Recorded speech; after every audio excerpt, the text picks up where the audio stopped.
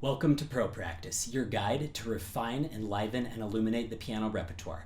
I'm Josh Wright, and today is a long-awaited episode by many of you who have sent in requests for the Chopin Etude Op.10 No.9 in F minor.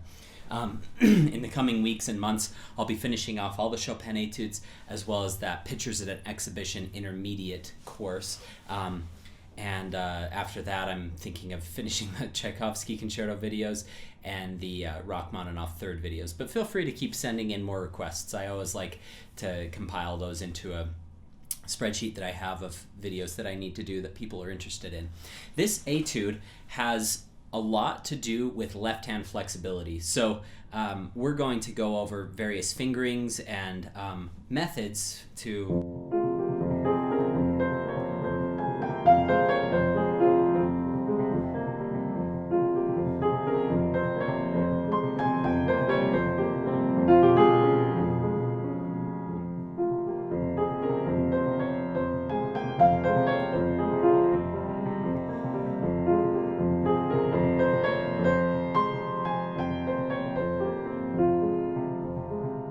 get that really buttery and smooth in the left hand. Okay, so let's go over some of the basics to start with. We're going to be going over everything that I usually teach in a private lesson to help you guys become as efficient as possible in your practice sessions. So I'll try to hit everything from fingering to dynamics, voicing, rubato, anything that might help you.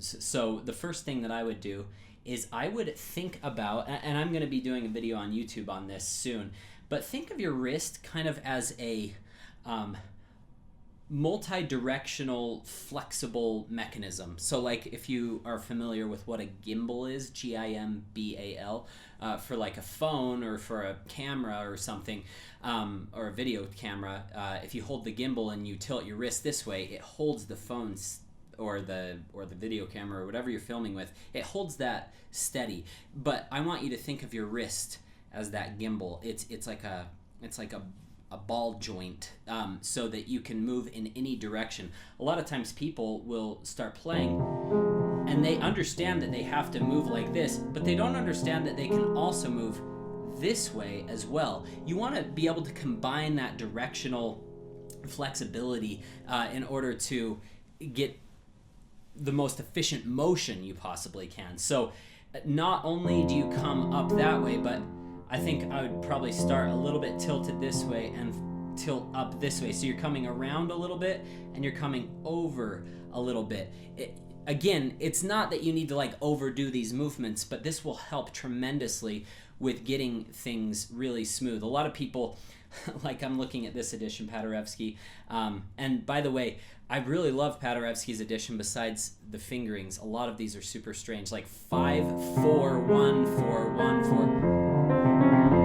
I would never do that. Even students with smaller hands, I advocate 5-2-1-2-1-2 or 5-3-1-3-1-3. Okay. Now, if you do need to switch, like on that second one, those are huge jumps. I would go 5-3-1 and then switch to a 5. So let's see. What do I do? Yeah, and then I jump 5-1-1-5-5. Like right there, I switch 5-2-1-5-1-5, and you can obviously just watch on this overhead cam as well.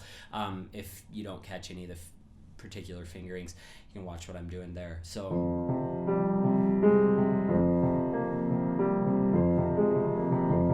I go 5-2-1-3-1-3, 5-3-1-5-1-5, 5-3-1-5-1-5, 5-2-1-3-5. Let's see.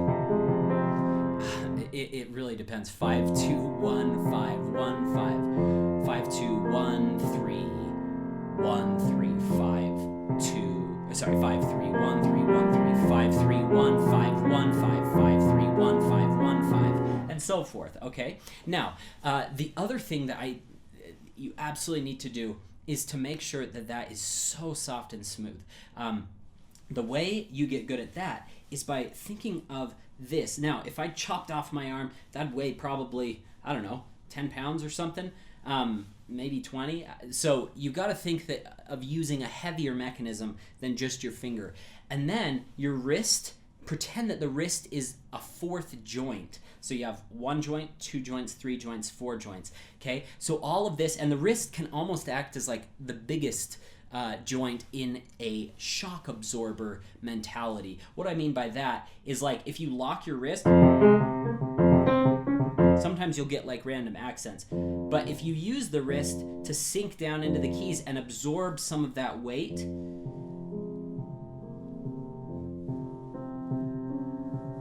you can get so soft, and it's really magical. Then at the finger level, like the fingertip level, I want you just to be pulling back on the keys ever so slightly, like you're gripping something ever so slightly, very gently. But what that'll do, that little bit of finger motion will make sure that the note plays, and then all of this extra weight and the shock absorption will make sure it's soft. So all of these things combined will really help. Up.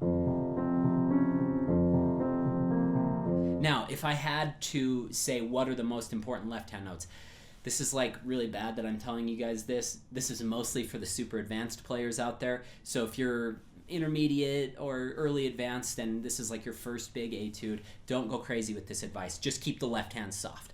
Okay, but if you are really advanced and you're wanting to polish this piece up, try this for me.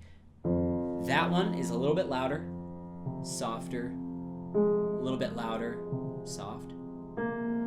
In other words, I don't want to hear all those C's. I'd rather hear.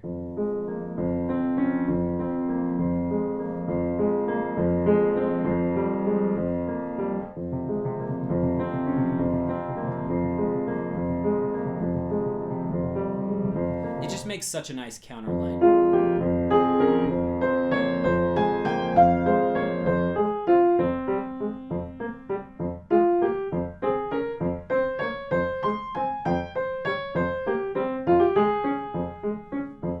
If anyone wants to get better at this, go watch Sergei Babayan play.